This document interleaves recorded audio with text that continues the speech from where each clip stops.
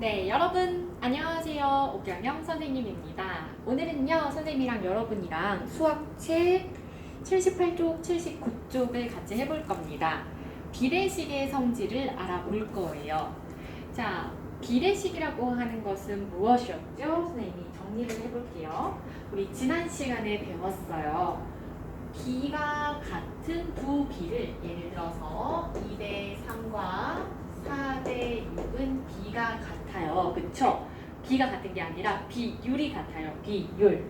비는 다르죠? 지금 비의 형태는 다르지만 비율이 같아요. 3분의 2, 또 6분의 4는 약분하면 3분의 2니까 비율이 같은데 비율이 같은 두 비를 비율이 같습니다 라고 등호를 사용해서 나타낸 것을 비례식이라고 합니다. 자, 비례식에서는요, 이 등호와 가까이에 있는 이 두 항을 안에 있다라고 해서 안내, 내항이라고 하고요. 바깥쪽에 있는 바로 2와 6, 바깥쪽에 있는 두 항을 바깥 외자를 써서 외항이라고 합니다. 그래서 두 개의 내항과 두 개의 외항으로 이루어져 있는 비례식이 있는데요. 이 비례식에는 어떤 성질이 있을지 오늘 배워보도록 하겠습니다. 자, 1번부터 볼게요. 1번, 2번 문제를 풀다 보면 비례식 이런 성질이 있구나 바로 아실 거예요. 1번, 연수와 준기가 가구 디자이너 직업 체험에 참여했습니다. 가구 모형 2개, 가구 모형 2개를 만들기 위해서는 나무가 5판이 필요해요. 나무가 5판. 그럼 가구 모형 8개를 만들기 위해서는 나무가 몇 개가 필요할지를 우리가 다양한 방법으로 풀 수 있을 텐데요. 네, 선생님은 먼저 첫 번째 1번 문제를 첫 번째는 이런 방법으로 풀어볼게요. 지금 가구가 2개 만들기 위해서는 나무가 몇 개가 필요하다고? 5판이 필요하네. 그런데 그러면 또 가구 2개를 그 다음에 또 만들기 위해서는 5개. 자, 가구 2개를 만들기 위해서는 5개. 가구 2개를 만들기 위해서는 5개. 이 방법이 가장 직관적이지만 시간은 오래 걸려요. 하지만 숫자가 작잖아요. 가구 8개, 총 더하면 8개죠. 8개를 만들기 위해서 나무가 총 몇 개 필요합니까? 5, 4, 20개가 필요합니다 라고 해서 선생님은 1번 방법으로 20판이 필요합니다 라고 구했습니다. 자, 이 방법은 비례식을 몰라도 풀 수 있는 방법이에요. 자, 그 다음에 두 번째, 선생님 이번에는 가구 대 나무를 2대 5라고 나타낼 수가 있겠죠. 2대 5라고 나타낼 수가 있는데요. 자, 그것은 이번에는 가구가 8개를 만들기 위해서는 바로 나무가 어느 정도 필요합니까? 이 네모를 구해야 돼요. 그러니까 선생님 지금 비를 2개를 비율이 같다라고 했어요. 왜냐면 똑같은 가구를 만드는 거니까 그 가구를 만들기 위해 필요한 나무의 그 비율은 동일할 거잖아요. 그러니까 똑같은 경우이기 때문에 그 경우가 같아서 선생님은 이렇게 등호로 비례식으로 표현을 했고요. 선생님은 여기서 이제 비의 성질 있죠. 그래서 왜 비율이 같을까라고 봤을 때, 자, 전항에 그리고 후항에 같은 수를 지금 곱한 겁니다. 2에서 8이 되기 위해서는 곱하기 4를 했겠죠. 그래서 5에서 또 4를 곱해서 이 네모는 선생님 두 번째 방법으로 20판이라는 것을 또 알게 되었습니다. 자, 선생님 지금 두 번째 방법에서는요, 비의 성질을 활용한 거예요. 우선 비례식을 만들었고, 비의 성질, 전항과 후항에 같은 수를 곱하면 비율이 같습니다. 비율이 같아서 비례식 나타낸 거잖아요. 그래서 선생님은 4를 곱했으니 또 4를 곱해서 네모는 20판이라고 나타냈어요. 자, 그러면 우리 2번에서요, 선생님이 조금 새로운 이야기를 해볼게요. 어떤 이야기를 할 거냐면 선생님이 6학년 1학기 비와 비율 공부할 때 항상 비교하는 양을 파란색으로 표현을 했었거든요. 그래서 선생님 이번에는 파란색으로 표현을 해볼게요. 자, 그리고 되는 셈 흰색으로 늘 표현을 했었고 기준이 되는 양이 중요하기 때문에 빨간색으로 그냥 표시를 했었거든요. 자, 그러면 이 8은요. 2에 4를 곱한 값이죠. 선생님 이거는 이렇게 2 곱하기 똑같은 수 4를 곱했으니까 선생님 4로 표시를 해줄 거고요. 그것 때 이번에는 5에다가 4를 곱한 거잖아요. 그러니까 5 곱하기 4로 표현을 해볼게요. 자, 이거 맞나요? 자, 2대5 선생님이 지금 비교하는 양은 지금 파란색으로, 기준 양은 빨간색으로 표시했어요. 그것은 같죠. 2에 똑같은 수 4, 5에 똑같은 수 4. 그러니까 4를 곱했는데 이 4는 4가 될 수도 있고 3이 될 수도 있고 하니까 노란색으로 그냥 표현을 했어요. 자, 그러면 여러분 지금 색깔을 빨간색, 파란색, 그리고 노란색의 숫자가 있어요. 빨간색 2개, 파란색 2개, 노란색 2개가 있네요. 그러면 각각 하나씩을 곱하면 그거는 값이 같겠죠. 즉 이 얘기는 다시 한번 이야기해보면 5, 2, 4를 곱한 거 그리고 5, 2, 4를 곱한 거는 같다는 이야기예요. 자, 그것을 통해서 우리는 5, 2, 4를 곱한 게 같아요. 5, 2, 4를 곱한 게 같아요. 다시 한번 여기 5, 2, 4를 곱한 것과 2, 5, 4를 곱한 건 같아요. 자, 이 얘기는 뭐예요? 우리 내항의 곱은 외항의 곱과 같다라는 겁니다. 자, 이 숫자가 달라져도요 똑같아요. 예를 들어볼까요? 선생님이 꼭 숫자가 아니더라도 선생님이 여기에 예를 들어서 기호로 표현을 해볼게요. 2대 여기는 우리 세모라고 할까요? 그거는 같아요. 그러면 이 동그라미에 그리고 이 D 숫자를 기호를 쓰니까 복잡한데 곱하기 예를 들어서 몇을 했을까요? 별표라고 할까요? 별표를 했을까요? 이 상황에서도 바로 이 내항의 곱과 내항의 곱은 세모 동그라미 별표죠? 세모 동그라미 별표죠? 그러면 동그라미 세모 별표와 같잖아요. 그렇죠, 여러분? 그래서 이걸 통해서 우리는 어떤 사실을 알 수 있는가 하면은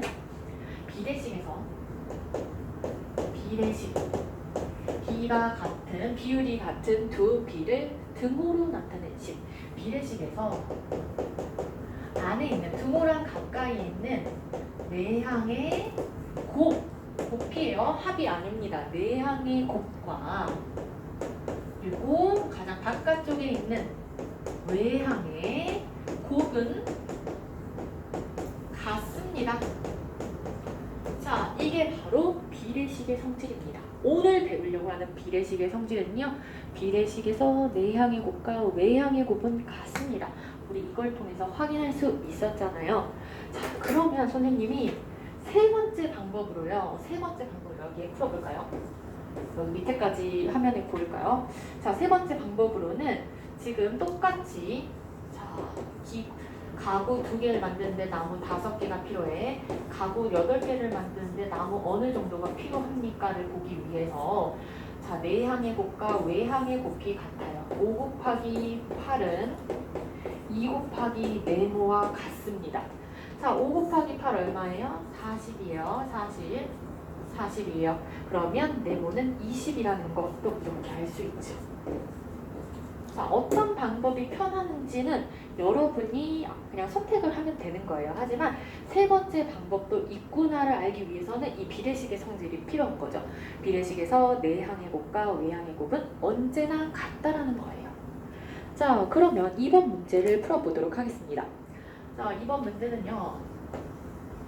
지혜에는 가로가 15cm니까 한 이 정도 될까요? 책상 모형을 만들었대요. 조그만하게. 그런데 실제로는 바로 이 모형과 실제 책상의 비는 1대9래요. 1대9. 그러면 실제 책상의 가로의 길이는 얼마인지 구하시오라고 했네요. 그러니까 모형과 실제 모형은 축소판이잖아요. 그쵸? 그러니까 똑같은 비율로 축소를 해놓은 거예요. 자, 모형은 지금 우리 1일 때 실제는 9라고 했어요. 그러면 지금 모형이 15cm라고 했으니까 15cm라고 했으니까 실제는 얼마일까라고 하는 거죠. 그러면 1이 1일 때도 9, 1일 때도 9, 1일 때도 9 이런 식으로 해가지고 여기가 15개가 딱 됐을 때 자, 이것의 합은 도대체 얼마인가?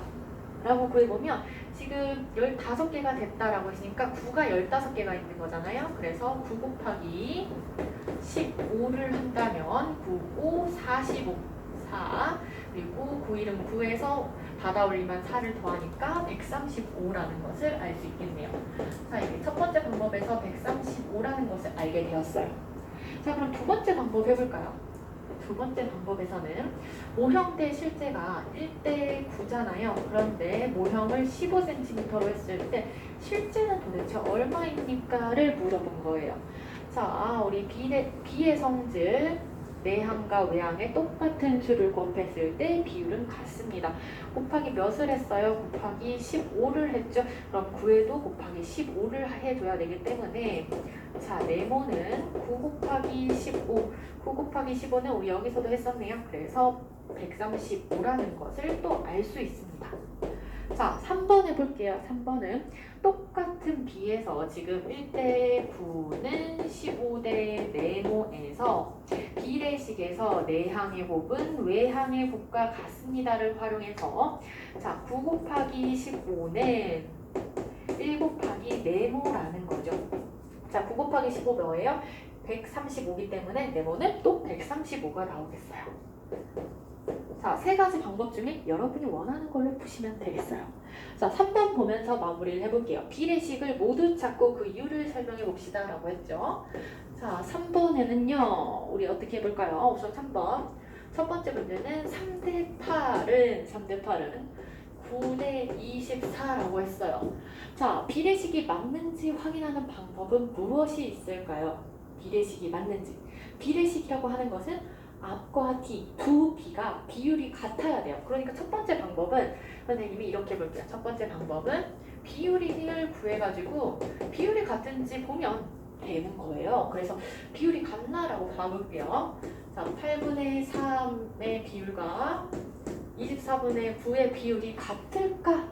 한번 봐보면 자, 여기 3으로 약분을 하면 8분의 3이 되어서 같네요. 그러니까 이거는 비례식이 맞아요 라고 동그라미 치시면 되겠어요. 자, 두 번째 15대 6은 5대 3입니다. 자, 두 번째 방법이에요. 이번에는 B의 성질을 활용해 봅시다. B의 성질. 자, B의 성질은 외항 여기 전항과 후항에 같은 수, 명이 아닌 같은 수를 곱하거나 나누었을 때 비율은 같아요. 비율이 같은 것을 등으로 이은 게 비례식이기 때문에 B의 성질을 활용해도 됩니다. 자, 15에서 5가 됐습니다. 나누기 뭘 했어요? 3을 했어요. 그러면 6에서 나누기 3을 하면 2가 돼야죠. 그러니까 이거는 비율이 같지 않은 거예요. 그렇죠? 그리고 우리가 이걸 통해서 알 수 있는 비례식의 모양이 하나 있어요. 가끔 친구들은 2대 3은 4대 6과 같습니다. 이건 비례식이 맞는데 4대 6은 2대 3과 같습니다는 이게 맞나 싶은 거죠. 왜? 앞에 더 큰 숫자들이 나와서 4대 6, 그 다음에 2대 3? 이건 2대 3, 4대 6 같다 해야 되는데 그게 아니라는 거예요. 이렇게 더 큰 숫자가 앞에 나올 수도 있습니다. 자, 그거 꼭 기억하시고요. 자, 그 다음에 3번 볼게요. 4대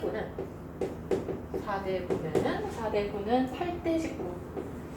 왠지 느낌이 잘 안 될 것 같은데 모르겠습니다. 한번 해보죠. 자, 이번에는 비례식의 성질, 이번 시간에 배운 비례식의 성질을 활용해 보겠습니다. 비례식의 성질, 비례식에서는 내항과 외항이 있는데 내항의 곱과 외항의 곱은 같아요. 곱이 같을까요? 한번 봅시다. 9 곱하기 8은 8, 9, 72예요. 자, 4 곱하기 19 볼게요. 4 곱하기 19는 4, 9, 36. 벌써 1의 자리부터 틀려요. 4, 9, 36에서 3 올라갑니다. 그리고 4, 1은 4에서 받아 올리면 3을 더하면 76이 돼서 이거는 또 아니란 거죠. 왠지 그럼 4번은 또 맞나? 8대 28과 이 B와 2대 7, 2대 7. 이번엔 세 가지 방법 다 해볼까요?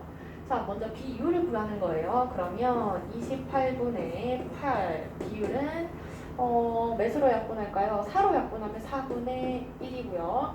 자, 이거는 7분의 2입니다. 비율이 이 두 개의 비율이 같지 않아요. 그러니까 얘는 또 아니라는 거 알 수 있고, 자, 이번 방법으로도 또 아니라는 것을 보겠습니다. 잠시만요. 아, 선생님이 잘못했네요. 잠시만요. 자, 4번 문제 다시 해보도록 하겠습니다. 자, 4번 문제는요. 8대 28이 2대 7과 같은지, 선생님 첫 번째 방법으로 풀어볼게요. 비율이 같은지를 보는 거죠.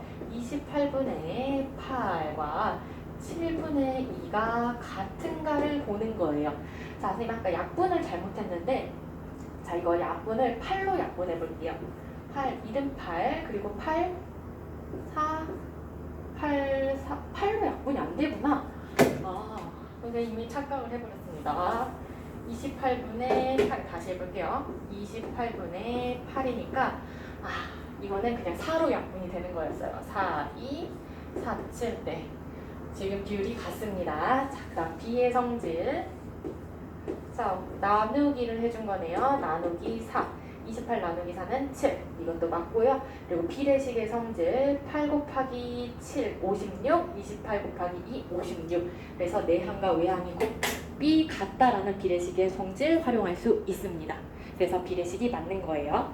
네, 이렇게 해서 오늘 비례식의 성질 알아보았는데요.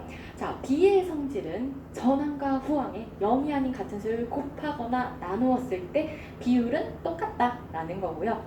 비례식의 성질은 비례식 자체가 비율이 같은 두 비를 등호로 이룬 거기 때문에 내항이 있고 외항이 있어요. 그래서 내항의 곱과 외항의 곱이 같다라는 게 비례식의 성질이 되겠습니다.